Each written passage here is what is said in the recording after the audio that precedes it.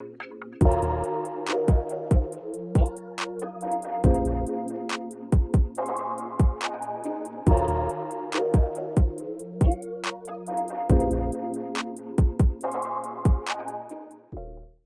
hello and welcome to the J. Sterling Hughes Show, where we share the secrets of how we are building a rapidly growing law practice. Over the past 9 years, we have grown from 0 attorneys to 25, doing over $15 million in revenue. And I've got nothing to sell you.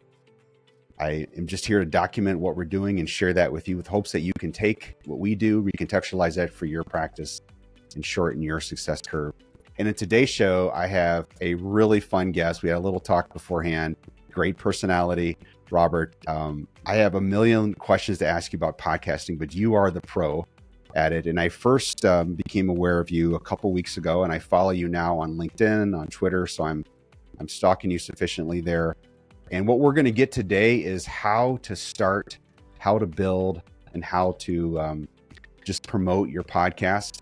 And we have an expert in that focuses on lawyers. So Robert, can you tell us a little about your story? Sure. And I'll start by saying thank you for that excellent intro. One of my love languages is words of affirmation. So this relationship is off to an excellent start. Former attorney, recovering attorney, as some of us call ourselves. And it turned out as I was practicing law pretty immediately that it wasn't a great fit. It turns out I don't really like conflict. You were a litigation attorney, I read, right? Right. Okay. And I get in, I'm doing criminal defense, which is what I went to school for. It's what I wanted to do from a very young age, very idealistic.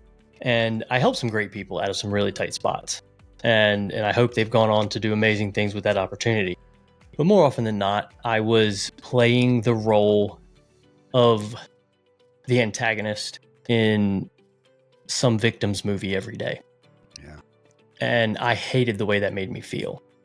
And I feel like sometimes more often than not, I felt like I was playing the role of the antagonist in my client's mind as well. And because you're trying to convince them to take a deal, they don't want to do it. Right. Oh, yeah. You're working with the other side. Sure. And it's like, oh man, if you only knew what I'm trying to do for you here. And it was hard to do that. I, like most people, I tend to generally like to go about my day and have other people enjoy my presence and not want me to die. And all the conflict was really hard. And then I got out of that and I made my way into kind of general litigation. And while it was better, it was still really hard on my mental health. And I didn't have a lot of words for mental health at the time. Mm-hmm. I just didn't grow up in a place where that was something you talked about. It was just, you suck it up, you handle it, you lean in, you're hard. And I'd learned that throughout my life. I had made it to that point in my life because I learned at a very young age, if you want the things in life that you want, you gotta lean into discomfort. When things get hard, you go harder. Right. And that philosophy and mindset had gotten me so far. But it was not working here. But I kept trying. Like, how do I create this new time management strategy? How do I meditate more? How do I fit my square peg of mental health into the law's round hole? Right. And eventually it just stopped working. And it all really came to a head right after I got married. And my wife kind of sprung on me within a couple of months, like, hey, I want to have a baby. Like, basically, meet me in the bedroom in 5 minutes type of I want to have a baby. And that was a lot for me because that was future guy's problem. Because we'd been like, one day we'll have kids. And all of a sudden, I've got all this compounding stress and anxiety. And now I've got to face the fact that somebody might live here next year. And I also am not a very good lawyer businessman at this point. I don't have much money. And I had a proper freak out, mostly unbeknownst to her. But were you I was operating reeling as a sole practitioner at that point, or what was your? I had a few support staff. I had kind of counsel that was helping me, but I mean, essentially a solo. Yeah. And it was just, I spiraled. But once I kind of collected myself, I did what I've done a lot in my life, and I just made a list. What are the things that have to happen? money was at the very top. You've got to get this figured out. And because if I don't, like, the rest of it almost doesn't matter. And I read this book about money, The Total Money Makeover. It was a pretty incredible book to get my head around an issue that I just didn't really understand. And the author, Dave Ramsey, had another book called EntreLeadership. I'm running my office. Don't feel like I'm doing a very good job of leading. People come to work like 2 hours late sometimes. I hadn't learned leadership. That book said, listen to our podcast. This is September 15th. I've never listened to a podcast. And I listened to the podcast. That leads me to another office podcast. The first guest is Tom Bilyeu, founder of Quest Nutrition. Yeah.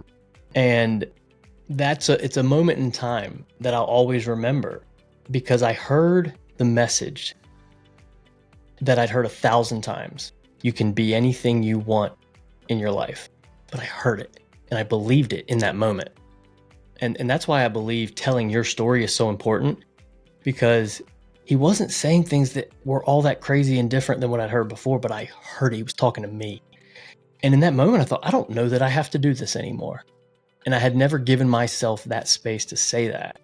And I'd like to tell you it was that simple, that it all changed there. It wasn't. It was years of doing the hard work, figuring it out, developing my mindset.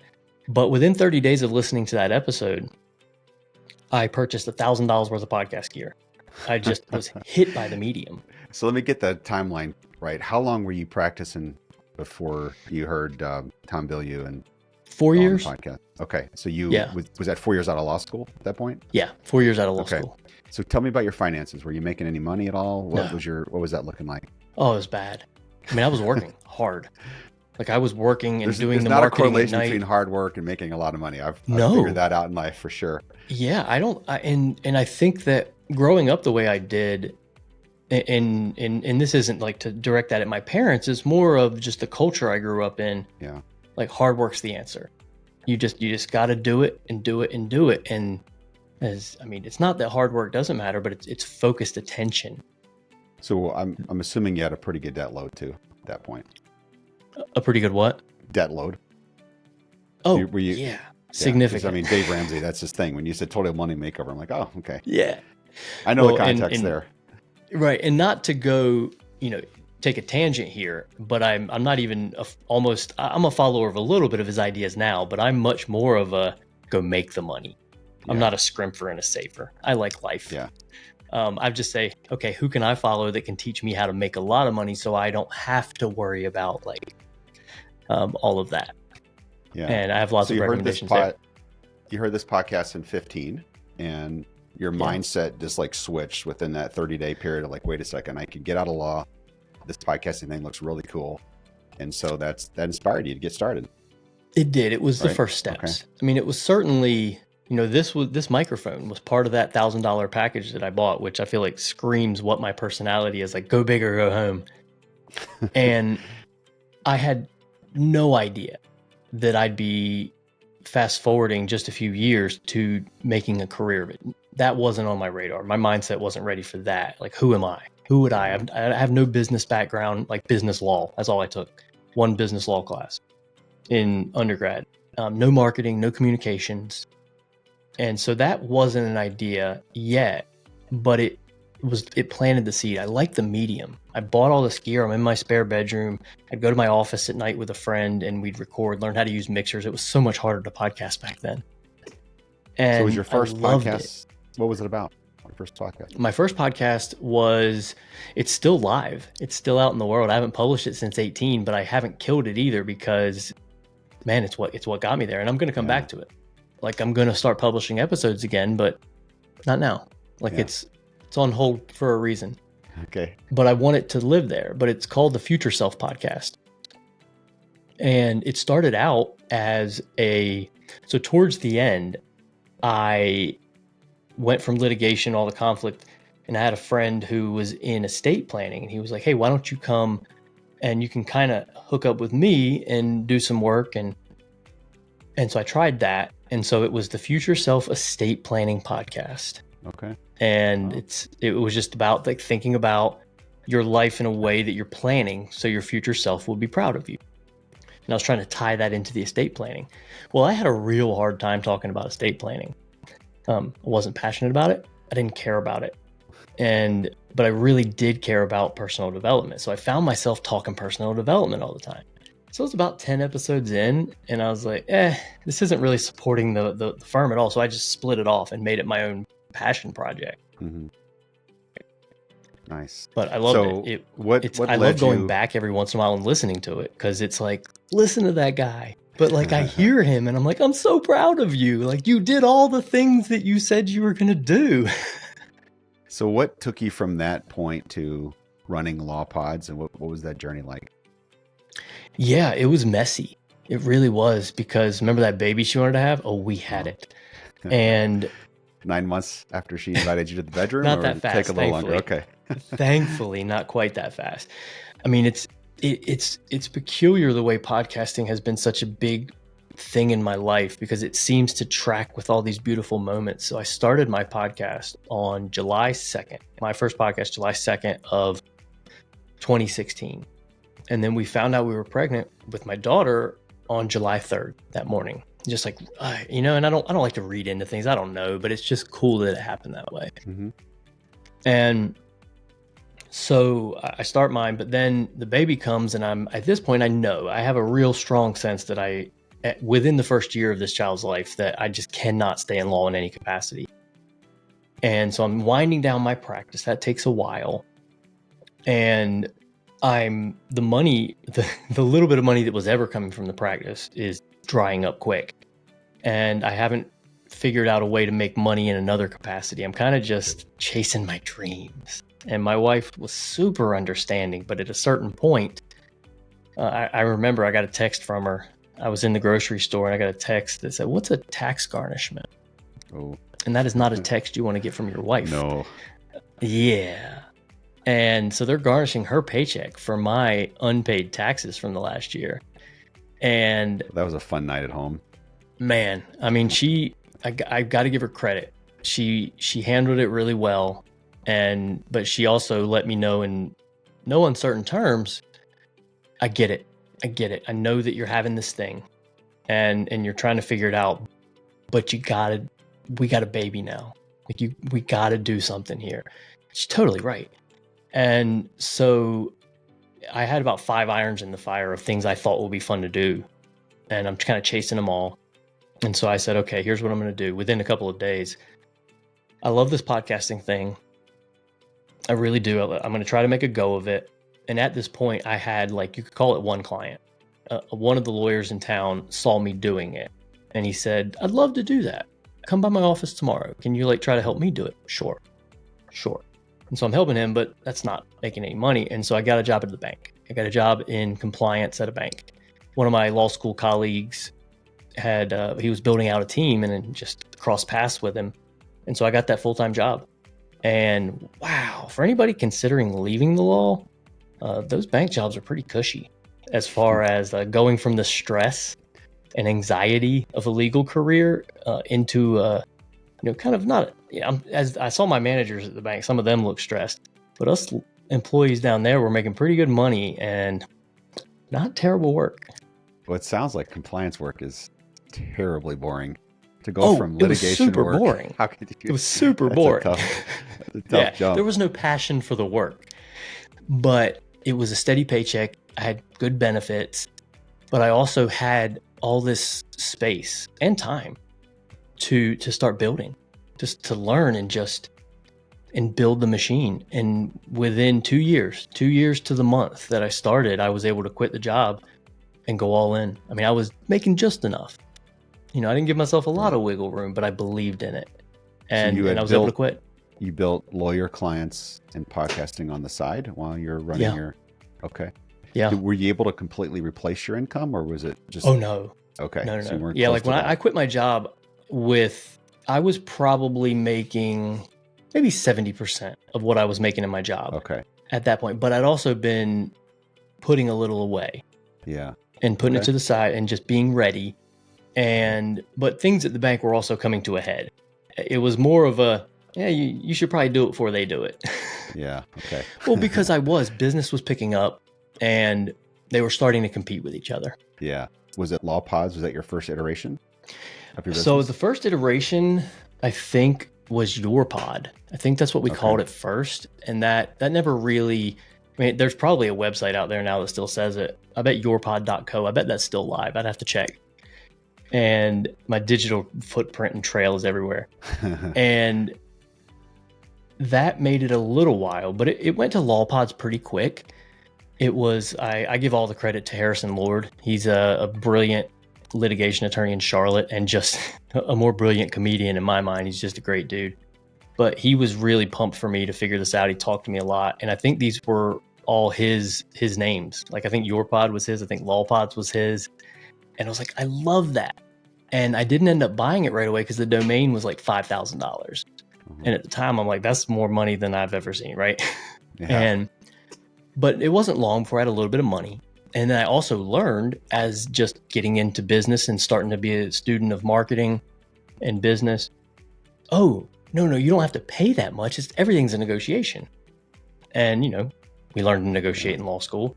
And so I think I got it for $1,500, which was super reasonable, especially looking back. Yeah, that is. At what point did you start to focus exclusively on lawyers? Right away. It really was when I got that first client, it wasn't that I wasn't open to other people, but it was my whole network was lawyers. I'd spent 10 years at this point just developing this network of people. And I also learned in law, riches in the niches. Yeah. All my mentors, the ones that were successful were focusing, and it wasn't, and some of them were hyper focused. Like I'm not just doing PI, I'm doing catastrophic truck accident PI.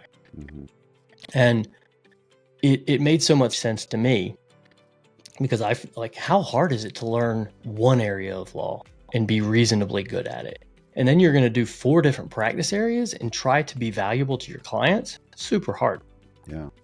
So but it's also easy to gain the reputation, right? Yeah. Everything gets easier whenever you can focus in. So your business, tell me what LawPods does for lawyers today. I mean, we essentially, if they want to have a podcast, they show up and do the talking and we do the rest. We, from strategy to execution, we're on Riverside right now. We set up a calendar for our clients and they hop on a call with us. We record it, they hang up, and that's kind of the extent of it. And so they want a professional podcast marketing strategy, but they want to minimize the amount of work that they need to put in, the amount of time they need to stop and take their eye off their practice, right, and get the most value on the other side. And that we've been ruthless from the very beginning on how do we do that? How do we minimize the time and energy they have to put in and maximize the value of that time and energy?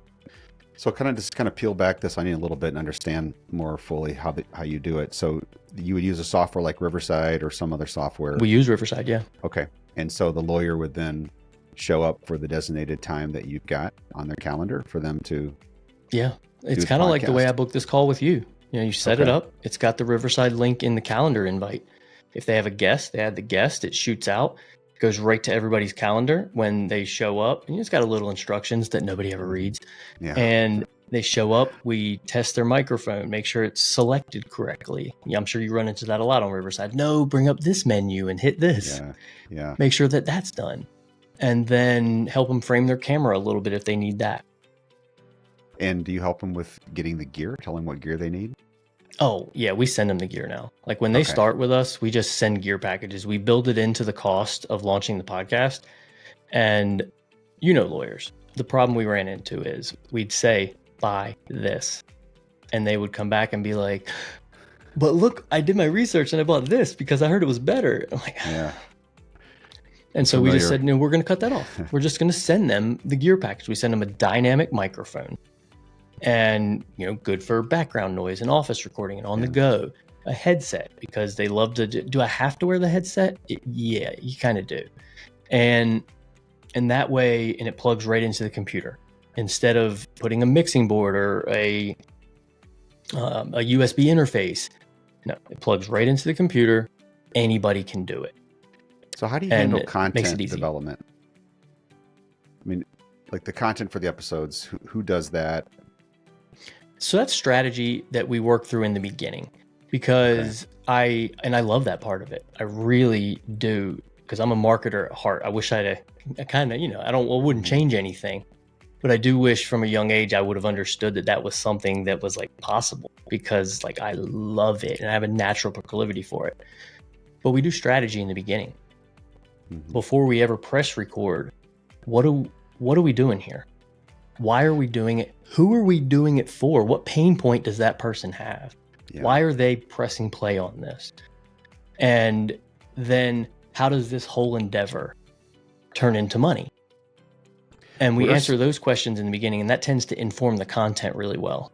Yeah. So you'll lay out you and the attorney will agree with the overall strategy that you're pursuing and right in the outset. And will you generate the topics for them? Will they just give you a list of topics for the different episodes? It's usually a mix. On how you do we kind of come up with them together, and depending on the practice area, there's some practice areas that I could sit right now and reel out a year's worth of content in 5 minutes because I know them. PI. Yeah. I could talk to you. I mean, we could come up with a century's worth of PI content in a day. Yeah. But then there's other areas like international tax that I can help you learn about. I can search and find out what people are searching for. But those types of things, we ask questions. And one of the easiest ways, especially if you're making content that is intended to nurture your leads and help convert them, then that tends to be the easiest content. Okay, let's sit down and tell me, what is every question you've ever been asked in a consult? Which ones come up over and over and over? Now let's look at your SEO report. What are people searching before they land on your website? What are they landing before they land on your competitors' websites? We know what people want to know. And that is a mountain of content right away. What are these lawyers' biggest misconceptions when they sit down and talk with you for the first time about podcasting that you're seeing? The biggest one I see is they haven't really considered what they're going to do and who they're going to do it for in a way that turns into money. I hear frequently that, okay, we're going to have a podcast about the town, and people in the town are going to listen to the podcast and learn about the history of the town or something. And we are also going to be attorneys. And so they're going to know us and like us from listening to our podcast while they're mowing the grass on Saturday. And then when they get injured in an accident, they're going to call us because they like us. I'm not saying that that's not a strategy that could work. That is a strategy for billboard lawyers and people who can spend hundreds of thousands of dollars every month on marketing and not worry about it, because that strategy is a long game. You are hoping that the right person it's branding, hoping the right person hears it. And then when something happens, they will refer to you or they will come to you. But I also say, if you're so good and so entertaining that you can create a product that can compete with Brené Brown or Joe Rogan, because that's what you're doing. You are competing with every Netflix show ever made, with every audiobook, with every podcast. When you make that kind of podcast, that's hard because they have infinite things that they can listen to. And you're just creating general content that doesn't really necessarily scratch a specific itch. And that can take a really, really, really long time. So your podcast, and it's hard to do well.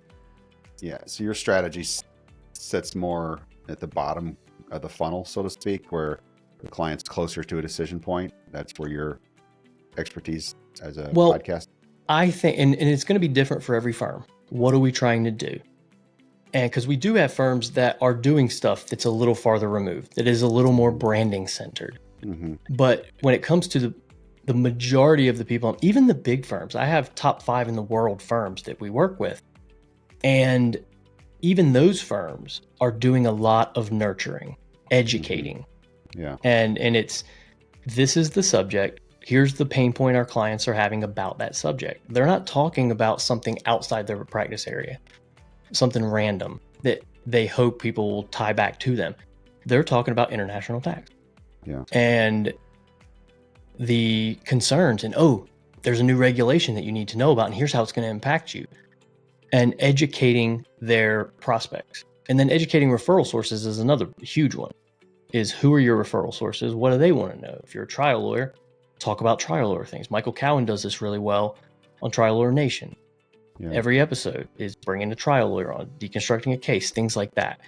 It's a little bit closer to, you're speaking to the pain points people are having. You're giving them a reason to listen that has an immediate pain point. Like, I want to be a better trial lawyer. Boom. This is a good person to listen to do that. But one of the things I tell people too is if you're so good at creating content that you can be competitive with other people, I think you just drop the lawyer and you run out and go make a podcast that people would listen to, because you can monetize that. Like, so it seems like I love podcasts. I listen to them every single day. Me too. There's been an explosion of them, obviously, in the last, even in the last year or so. How do you help your clients get above all the noise that's out there and the bajillion different options just in people's podcast app? Yeah, I love this question because it feels like it's going to have a hard answer, but they don't have to, because they're not competing. Like, let's think about a personal injury attorney's podcast in Clearwater, Florida. They're not competing in the podcast space. They're not competing with all the other podcasts. They are simply creating content, and their content in general is competing with other personal injury attorneys in that geographic location. But when people say, oh, well, isn't the podcast space already saturated with all these podcasts? Why would anybody listen to a lawyer's podcast? Well, they wouldn't until they have a problem, until they get in a car accident, until they get injured by a product. And then they're going to go look for it. But the idea that somebody would say, well, I don't want to start a podcast because there's too many. What I'm hearing is someone saying, why would I have a website when Steve has a website? Yeah. Like, that's what that sounds like when I hear it. And I understand why people think that way. And I want to help them, because it's like, well, why would I have a blog? They have a blog. It's your marketing tool. You own it, and it's unique. So you're really helping the attorney just establish some credibility and be known in the marketplace when that need arises for the listener. So we're not talking big volume. We're talking hyper engaged type audience who really needs to know that information at that time. Right. And it does come back to that first question of, why are we doing it? Who are we doing it for? A lot of my clients do use it for prospects. It's a way to engage prospects, develop know, like, and trust, give them that warm, fuzzy feeling of like, I feel like these are my people. Because when they land on your website and they engage with your content, they're secretly hoping that they never have to leave your website, that this is it. Yeah. And give them a reason. And so, content does that. It nurtures that lead and tells them, this is why we're your people. What have you seen of some of the best strategies to increase engagement? And I'm really asking, if you're dealing with a lot of lawyers, I can imagine with a lot of them, some of them are not riveting personalities. So how do you deal with that? How do you help increase engagement and get more interaction from the listener? Sure. Part of that is trying to help the lawyer loosen up, for lack of a better word. And because their natural inclination is to put on their video voice, where, and that's one of the things I do like about podcasting, is it lends itself to a bit more informality. Is informality a word? And we'll count it. And because they're sitting at their desk. Because we do everything virtually now. Every now and again, a client will want to go to a studio, and we'll help them locate one. But generally, we work internationally. So everybody's at their desk. They're already comfortable at their desk. And COVID helped people get very comfortable on Zoom. And this is glorified Zoom, is what we're doing. We're just having a webcam conversation. And so they're getting used to that. And so they're able to sit at their desk and just have a conversation. And it tends to flow pretty quickly. Once they've done a little bit, and we spend time in this room before we're actually making content that we're going to use. So we're getting them used to having conversations here and getting a little more relaxed. And then we always encourage people who have trouble like loosening up to bring a co-host in. And sometimes like we'll co-host for them if that will make them more comfortable. We'll ask them questions. Yeah. and keep the energy going, because they're the expert. They know a really long answer to every question.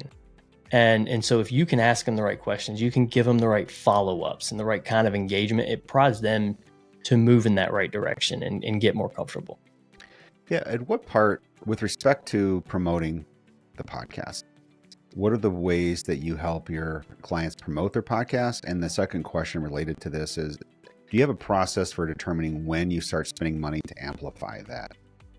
So both questions, kind of on the organic side of it and then the spend side of it.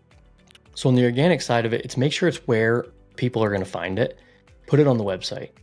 Make sure, because that's where a lot of people are going to discover it for the first time. A lot of people are going to find it when they land on the website, because as listener behavior is shifting, people really do understand that they can pick up their mobile device and go into a podcast player and find education and information. But we're still not at a place where they're replacing Google with it. And so people are, most of the time, they're going to be in your funnel. They're going to go to the website. They're going to see that this is a thing. Make it easy to find. Don't hide it in 3 subtabs. And they're going to see these specific answers to their specific questions, and they're going to engage with this. So make sure it's there, that it's not just an Apple link somewhere. And make sure that it's on podcast platforms too, because if it's just going to be on the website and you're not on major platforms, a lot of people don't want to sit on your website. That goes back to what we were saying earlier of we want people to be able to go anywhere while they're doing it. And what's your favorite tool for them to use for their platform? When you say favorite tool, like Buzzsprout is what I use. I'm just curious what. Oh, you mean like the hosting platform? Host. Yeah. So we're Captivate people, and I think they're all great. I know the Buzzsprout team. Like I'm a podcast conference guy, so I know the teams that run these things. That's a small world out there, and I think almost any host, Buzzsprout, Podbean, Captivate, Libsyn's out there. They're the OG. They were the first one ever to exist. Yeah. And Blueberry, I don't want to leave them out. There's a lot of, They're going to hear this podcast and you didn't mention me, Robert. Well, these are people. Yeah. They're not just companies to me now. But I love Captivate. I mean, not that I don't care. Okay. I like all of them, but Captivate did such a good job of coming into a marketplace that was already ripe with competition, but like slowing down and saying, if I was a podcaster, what would I want right now? Yeah. Based on the available technology, because some of those people I just listed need to refresh. They are behind, their interfaces are behind, and Captivate is not. They are a cutting edge platform that has leveraged, like, just the user experience is huge to making a platform successful. How easy, how many clicks do I need? How much information do I need to understand coming in? You can have a podcast up and running on Captivate really quick. And the other ones, I'm sure they've gotten better. I haven't used them in a while. But every show that we host now is hosted on Captivate. Podcast. What are your best tips for finding and booking fun guests? Oh, that's a good one. Guests are hard. It's probably one of the more difficult things I think that podcasters struggle with. You're going to get a lot of pitches. I mean, if you want to be contacted by random strangers, I think starting a podcast may be the best way to do that. Because you're going to get a lot of pitches. I mean, I think that's how we started. I get those a lot, actually. I'm surprised. What's that? Yeah, I'm with you, man. I get those a lot. I'm surprised at how often people would. And a lot of them are just off-brand. It's just people just doing a shotgun approach. And so if you're trying to get booked on podcast, it's try to tailor your approach. Pitch to people that want to be pitched to. Understand what their show is and know that you could actually bring value to it. You're not just going to show up and be like, buy my thing. I want to be here. Like, make sure that you're going to be valuable to their show. You're not like trying to get on the show, but you're the actual podcaster and you're trying to book guests. Where are you seeing the most effective tactics for doing that? I mean, number one for me is make it so easy for people to book with you. Have a calendar link. Don't say, what does next Tuesday at 2 look like for you? No. Your podcast has a calendar link. And if you have had a conversation and you've decided you want somebody on your podcast, you send them a calendar link.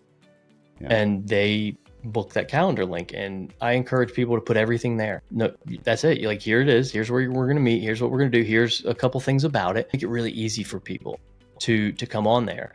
And then I'll give shout outs to a few companies that I have close contact with. I've worked with some of them, but Podmatch is a really good place. to look for Alex Sanfilippo, his founder. He's an old corporate guy too. He had a corporate job, I think, until 2020, somewhere in there, and then discovered the podcasting space and was smitten, like some of us get, and created a company around it. And it's really cool. And you can go in there, guest, host, can go and try to connect, kind of like a dating app, but for podcast hosts and podcast guests. Try to hook up with each other. There's a lot of companies like Interview Connections that will help you find guests or help you find shows to get on if that's what you're looking for. Interview Valet is another. There's quite a few different ones out there, but for me also, I'll go on LinkedIn and I will just do some keyword searching for people that are doing cool things. Who am I connected to? Because there's a lot of people I'm connected to that are just crushing it and doing fun things. I go and look for what shows have they've been on, and then who else has been on those shows. And Twitter keyword search is a really good place for that. And then when you get into cool shows that are kind of near your niche, you can just go down the list of the guest of that show and say, oh wow, oh yeah, oh yeah. Whereas if you're sitting like kind of with a blank page, it's kind of like trying to choose what restaurant to eat at when you're hungry. Yeah, it totally makes Like, sense. I don't know. When you get to the interview, what have you found to be the most, I guess, effective tactics in interviewing? What are the best tips, most effective tactics you've seen? Know your guest. For me, I really like knowing who I'm talking to. But I also know people who say, I love to go in blind because then I'm curious. But I'm still curious when I know my guest. I'll find something out, and they guest love it. Love it when you pull something out that they didn't even know somebody knew about. You're like, man, I was listening to this episode that you did in 2014 where you were talking about this deal you did, this like Bahamas deal that you did that went south. What was that like? And they're going to be like, who are you? Like they eat it up. But it's so valuable for them because they enjoy that. They enjoy telling that story. But it's also, think I'm in the lawyer space, and let's think about like Keith Mitnick. If you are a trial lawyer, like he's Yoda, he's the guy. You want him trying your case. Like you've heard him talk on 1,000 podcasts. But the downside of that is you've heard these stories before. So when you get a guest like that, you don't want to ask him, why did you decide to become a lawyer, right? You want to ask him something that he hasn't been asked before. Something interesting, a different wrinkle that will give other people who may have heard him 1,000 times kind of a reason to want to listen to that. And so take some time to look into who they are, to dig a little bit past the first page of Google and listen to some episodes they've done where they might have started to talk about something and then went in a different direction. And you're like, oh, I'd have loved to know the rest of that answer. Yeah. That's Robert, a big I'm one curious for to me. what you think about metrics. So when you're sitting down, you're analyzing the results with your clients, what are the key metrics you focus on, and what are the ones that you just should ignore because they're a distraction? And I think it comes down, I'll give you the lawyer answer, it depends. Because let's go back to what we started at. What are we doing? Who are we doing it for? And when we understand that, 500 could be amazing. 500 could be nothing. Or I have a client that's a sizable firm and they get about 150-ish, this one show, wildly successful. They will never stop if they can continue to get those 150. Yeah. Because every listener is... Do you know if these are unique listeners or are these the... Yeah, these are unique listens, like per episode. But that's strong. But then I have another medium-sized firm that's getting about 2,500 to 4,000 listens per episode. And it's consistent. It grows slowly, but it's consistent. Every episode's getting good numbers. And that's success. And then there's another show it's in a similar market and it's getting maybe 1,000. And it's kind of consistently growing. But we're also that helps us understand how big is the potential market. Right. Because if you're doing a PI show that's intended to nurture lead sources or referral sources, I'm losing myself, intended to nurture a lead, then you're not really looking for subscribers. Because people say, who would listen to a law podcast? Well, nobody until they have a problem. But once that problem's solved, they're not coming back. And so numbers there are, you look at them more through a lead funnel of, we want to make sure that people are engaging with this content, but we're not expecting to build a following the same way as we would if we're providing educational material that never really reaches the end. Like your kind of show. I would expect your show is going to continue to grow in numbers. You're going to have there's somebody listening right now who's heard every episode from the first episode where you talked about AI.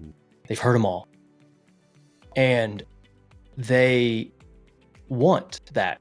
You want them to come back every time. If you start to see that drop off, that regular listeners drop off, that's a problem. You're not scratching the itch somewhere. Something's gone wrong. You need to get in. But like the numbers themselves are hard to say, is 100 good? Where is it turning into value? Is it nurturing? Are people telling you? And I know that that's not always the best metric. Did they tell you? But that's a great one for podcasting, because tracking a listener in podcasting isn't as easy as understanding a conversion in some other sphere. Now it's coming. When eyeballs or eardrums or any other, however people are consuming content and getting into your funnel and giving you money, marketers and advertisers are going to figure out a way to track them and sell that. So it's coming, and the marketer in me loves it. Personally, I kind of like some anonymity, but yeah. So is there a minimum cadence for lawyers that you see is most effective? And is there a maximum? I mean, can you do too many podcasts? I don't know if you can do too many or not. I think it would depend on, I guess, the kind of content you're making. If you're doing a show intended for, let's say you're doing a show on tax for tax attorneys, I don't know, maybe they would be like, look, man, this is just too much stuff, right? And there's diminishing returns somewhere, right? Where you're making so much content, your listener couldn't listen to it ever. And so it can't be valuable if people can't actually take the time to slow down and listen to it. But minimum, I think, is a good question, because I haven't come across, I don't think any of my clients are in any danger of like just wearing it out. Yeah. The most that we are doing things is generally weekly, sometimes twice a week, depending on what's going on. There might be just like content that matters, or we have a certain strategy that we're working right this second in tandem with an SEO strategy. But otherwise, the minimum I tell people is like, if you can't commit to doing this once a month, preferably twice a month, it's probably not the best marketing tool for you. Yeah. Now, if you're doing a series, something like, hey, we're going to do 8 episodes on this, and it's evergreen, it's gonna be very solid information that people are going to want. Like, don't not do it just because it's not recurring. But if you think of it like a blog, think of it like an audio blog. You're not going to run out of things to do. Yeah. It's always going to be something to do. Your clients are always going to have questions. There's always going to be content that's going to be helpful. And so at a bare minimum, commit to doing this on a monthly basis, or it'll end up being that blog that had 5 in April and didn't have another one until November. In general, from a standpoint of length, what do you like to see as like the sweet spot on the podcast length? And I know it's going to vary, right? Because it's got a lot of different clients, different needs, but generally speaking, what's the rule of thumb? What is it? You basically said it, but it's like the man's kilt. The professor always said in college: long enough to be interesting, short enough to cover the subject. Okay, I got to remember that line. That's a good one. No, but that's true. But I do say 15 to 30 minutes, 35, 40.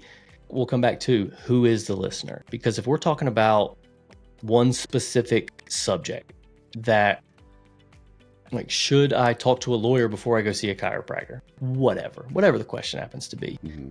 Don't exhaust it. Don't spend a ton of time talking about an issue that has a really simple and direct question. Talk about the things that matter. Tell them what they need to know next, but don't go on too long.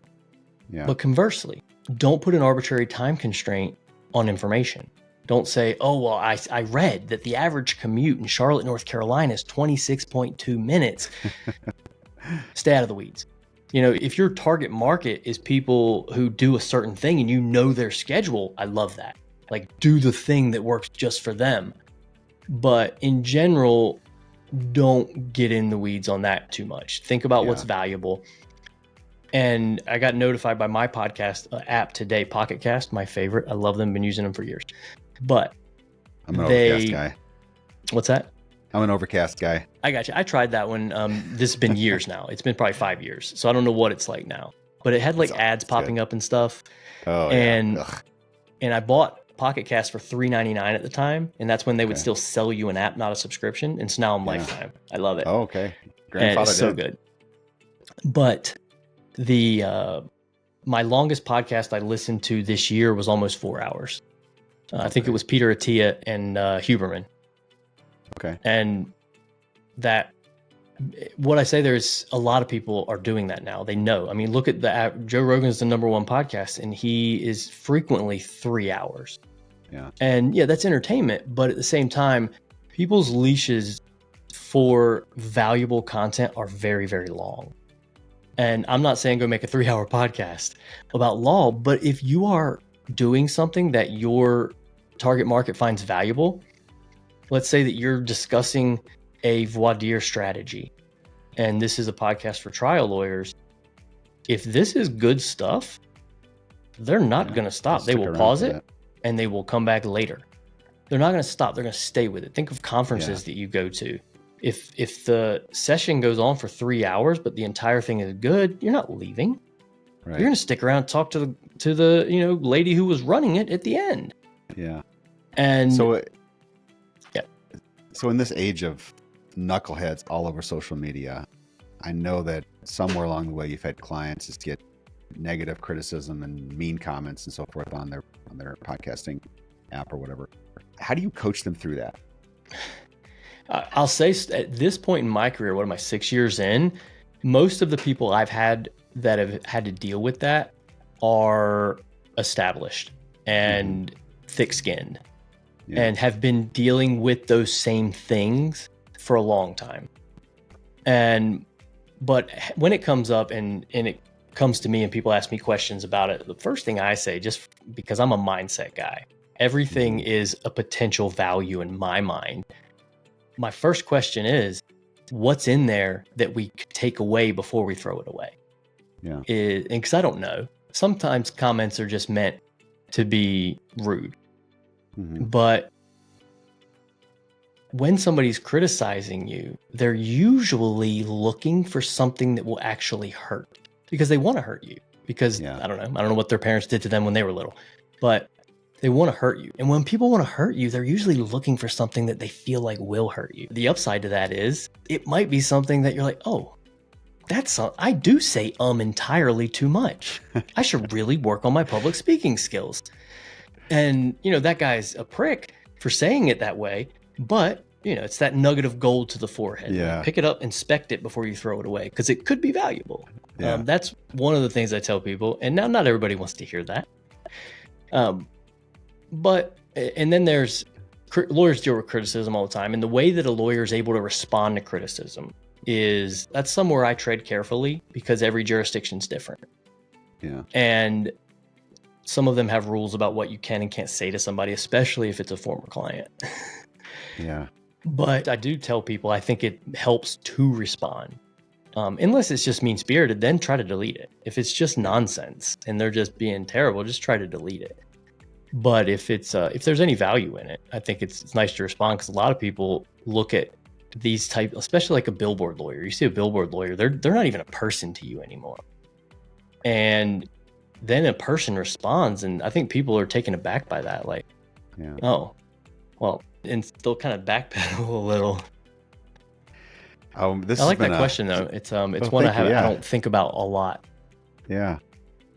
This has been a great conversation. I'd love to just finish with a lightning round. It's a couple quick hits, and then my audience needs to know how to get a hold of you, Robert, and what's the best place to do that. So real quick, you'll be able to hammer these out. So your favorite quote? Man, I got so many, it's hard, but I'll tell you, Phil Knight, founder of Nike, he said, I read his book, and he said something over and over that it sticks with me. The cowards never started and the weak died along the way. And it keeps me going, because if you start a business and you go to do a thing, you go to do something that's incredible, it's really, really, really hard. And you got to stay at it. But I got so many. But I love that one a lot. All right. Second one, favorite podcast, not one of your clients. Oof. Huberman's great from a health perspective. I love him. He helped me stop drinking. Like, not that I'm not a problem drinker, but he just did 2 hours on alcohol, and I went, well, I guess I don't do that anymore, because that sounds terrible. He got my 17-year-old into cold plunges, so he's he's all over. And then Sam Harris is my other. He's just, a modern day philosopher that helps me make sense of the world and think about things through a different lens. So I love that podcast as well. Your biggest podcast pet peeve? People that are unprepared, that just show up on the microphone and wander and don't really have a thoughtful plan about what they're doing. They're really just go, and then bad sound. I know I'm so bad about not following rules, but it's so easy to have good sound in this day and age. Just get in a room that doesn't have a child screaming in it, plug a USB microphone in on your desk, and you're going to sound indistinguishable almost from how we sound right now. Yeah. If you could spend a day learning podcasting from someone, who would you spend it with? Man, this is such a good question. And I think I'm a little different than most people, because if you'd asked me this years ago, I would have said Cliff Ravenscraft.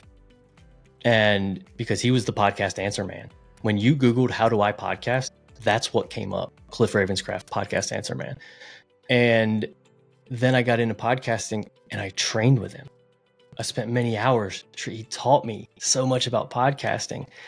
And so now I don't even know. Like, there's not that I know it all, but there's just I was able to train with John Lee Dumas and Kate Erickson that do Entrepreneur on Fire, which is a huge podcast. And having access to people like that, Pat Flynn, I think I've spent time with him, but I would love to, I think he'd probably be a good one. I'd love to sit and just talk podcasting and learn from Pat Flynn, Smart Passive Income. He's amazing. He's great. And these are all people who were like early movers in the space. So it's so cool to me. They were like rock stars to me when I got to meet these people. Last question, lightning question. What's your favorite resource for podcasting? Oof. Favorite resource for podcasting? I mean, I'll say... You got to have just one, Robert. Yeah, Facebook. Okay. And I say that because it's groups. The groups on Facebook have been infinitely valuable. There's so many, and you can ask a question. Oh, okay, I see. Go to the podcast groups on Facebook. Okay. Yeah. Like they're just huge mastermind groups, essentially. Essentially. Okay. Huge. Very cool. So how can my audience find you? LawPods. Type it anywhere. Anywhere. And you're going to find us. LawPods.com. And then LinkedIn is where I spend most of my time social media wise. So feel free to connect with me, whether you want to talk about mental health and law or what microphone you should buy. Just feel free to ping me. I love being in the space, being connected and helping people out. It's such a joy to be able to take the thing that you would do for free and turn it into the thing that sustains your career. Yeah. So I'm just so fortunate to be this person in this space, and don't hesitate to use me as a resource. All right. Thank you, Robert. It's been fantastic. Appreciate your knowledge. Thank you. Excellent interview. Like one of the best I've ever had. You really asked some good questions that were thoughtful. And I do a lot of these, so that was really great. Oh, good. Thank you. Appreciate the kind words.